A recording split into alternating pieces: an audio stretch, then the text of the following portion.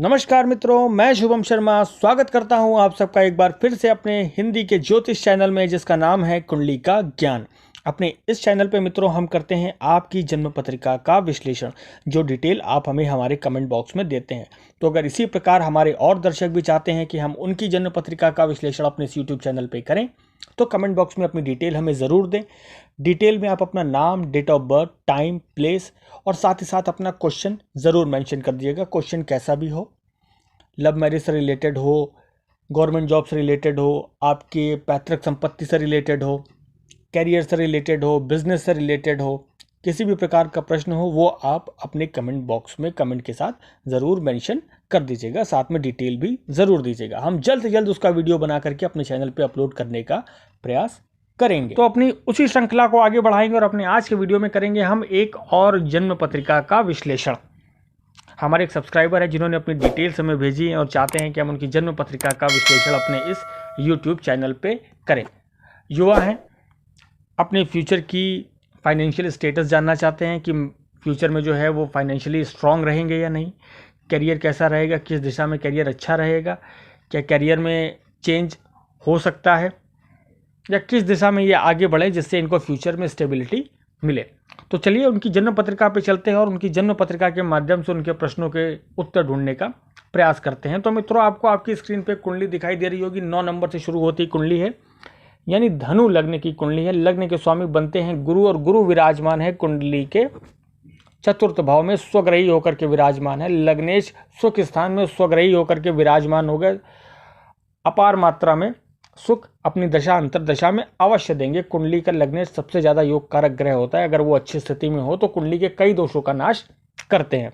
अब मित्रों, ये जो कुंडली है ये है नितिन देशमुख जी की है, धुले महाराष्ट्र से, जिन्होंने अपनी डिटेल्स भेजी है।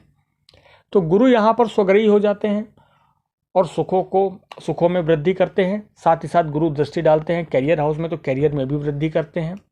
5वीं दृष्टि से जो है आयु स्थान को देखते हैं, तो आयु लंबी करते हैं।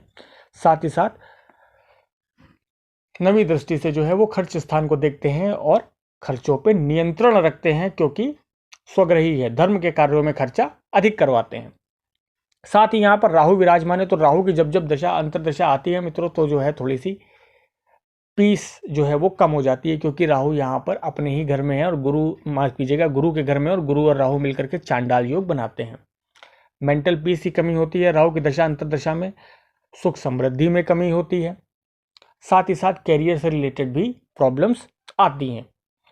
अब यहाँ पर लग्न में सूर्य हैं, बुध हैं और शनि विराजमान है। बुध इस कुंडली में एक योग कारक प्लैनेट है, क्योंकि 2 केंद्र भाव के स्वामी बनते हैं। सप्तम स्थान के स्वामी और कर्म स्थान के स्वामी बनते हैं और केंद्र में ही विराजमान है, लग्न में विराजमान है, गुरु के घर में है। तो एक केंद्र का मालिक दूसरे केंद्र में विराजमान हो जाए, कुंडली के लिए अच्छा होता है। सूर्य और शनि यहाँ पर 0 डिग्री के हो जाते हैं, मृत अवस्था में है। और साथ ही साथ सूर्य और बुध का बुधादित्य राजयोग भी लग्न में बनता है, जो कि इनके व्यापार, जॉब, इन सभी के लिए अति उत्तम है।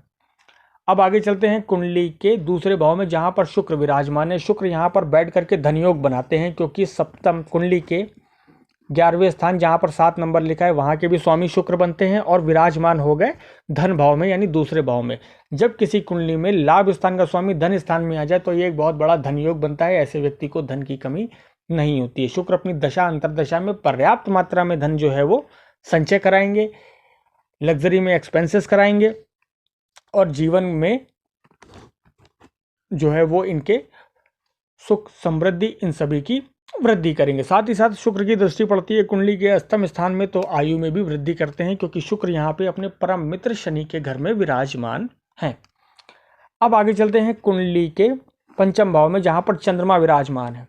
चंद्रमा मित्रों इस कुंडली में अष्टम स्थान के स्वामी बनते हैं, यानी त्रिक भाव के स्वामी बनते हैं और आके बैठ गए हैं रिकग्निशन हाउस में। ऐसी स्थिति में व्यक्ति सदैव अपने करियर के बारे में सोचता है। जिस भी स्थान में अगर अष्टम भाव का स्वामी बैठ जाए, उस स्थान के बारे में उसके माइंड में ख्याल चला ही करते हैं। और खास करके अगर चंद्र ऐसी स्थिति में हो तो अवश्य, क्योंकि चंद्रमा को मन और मस्तिष्क का जातक माना जाता है।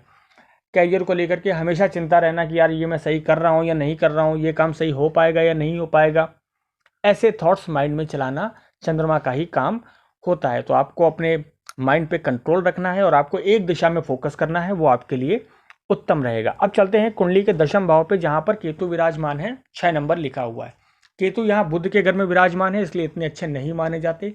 कैरियर में स्टेबिलिटी अपनी दशा अंतर दशा में ये नहीं प्रदान करेंगे। आदमी के दिमाग में ये चलता रहेगा कि क्या जॉब स्विच कर लें, फील्ड दूसरी चुन लें, वो ज़्यादा अच्छी रहेगी मेरे लिए। इस प्रकार के थॉट्स केतु अपनी दशा अंतर दशा में दिमाग में ज़रूर देंगे, और हो सकता है जॉब स्विच भी कराएं, इवन फील्ड भी स्विच कराएं। केतु इस प्रकार के योग बनाते हैं।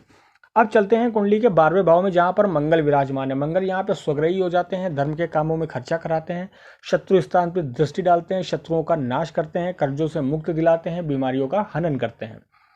साथ ही साथ यहाँ पर आपको मंगली भी बनाते हैं, ये आप विशेष ध्यान रखिएगा। और आपकी कुंडली में मंगल एक अति योग कारक प्लेनेट है मित्रों।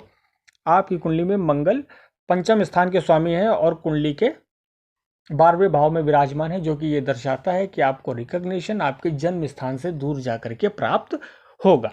तो इस चीज़ का विशेष ध्यान रखिएगा कि आपको अगर आराधना करनी है, आपके जीवन में किसी प्रकार का कोई कष्ट है, तो आपको हनुमान जी की आराधना करनी है। मंगलवार का व्रत अगर हो पाए तो अवश्य रखें, आपके जीवन के सभी कष्टों का निवारण हनुमान जी करेंगे। तो मित्रों, ये था इनकी जन्म पत्रिका का विश्लेषण और उनके प्रश्नों के उत्तर। हम आशा करते हैं आपको हमारा वीडियो पसंद आया होगा।